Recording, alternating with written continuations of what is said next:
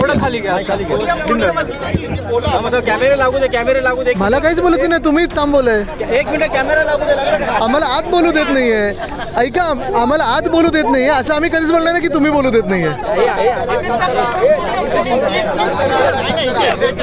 महत्त्वाचे विरोधकांनी जे प्रश्न उपस्थित 4 वर्षांपूर्वी ऐका, त्याच्यावर जे बोलायचं ते मी सकाळी पण बोललेलो आहे आणि मला वाटतं 5 वर्ष बदनामीचा प्रयत्न चालू आहे. ठीक आहे, त्यांना बोलू दे, आम्ही बोलू. मंत्री संजय राठोड यांना उद्धव ठाकरेंनी क्लीन दिली अशा प्रकारचे भाजपचे त्यांच्यावरती आरोप चालू होते त्यांच्यावर. मग त्यांनी आरोप लावलेले खोटे होते का? किंवा मंत्रिपदांना आम्ही तर काढलं होतं ना, त्यांनी तर मंत्रिपद दिलं त्यांना परत.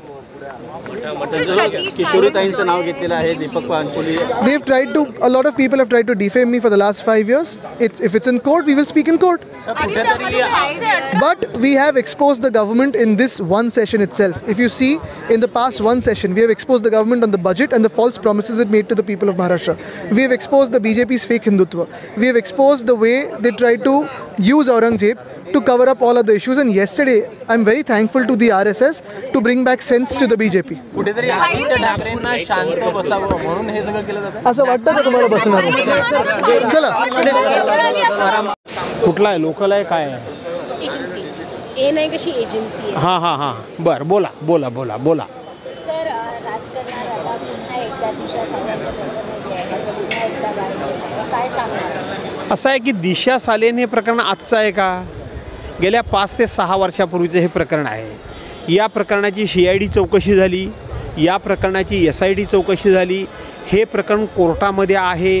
हे प्रकरण अंतिम निर्णयाप्रत आल्या असताना अचानकपणे हे प्रकरण पुढं हे जाणीवपूर्वक अधिवेशनामध्ये काढण्याचं काम करून जनतेचा मूळ प्रश्नांपासून हे नजर भरकटवणं, लक्ष भरकटवणं, लक्ष दुसरीकडे खेचणं आणि काहीतरी सनसनाटी निर्माण करणं, त्यातून हे प्रकरण पुढं आलं आहे. यापेक्षा याला काही महत्त्व नाही.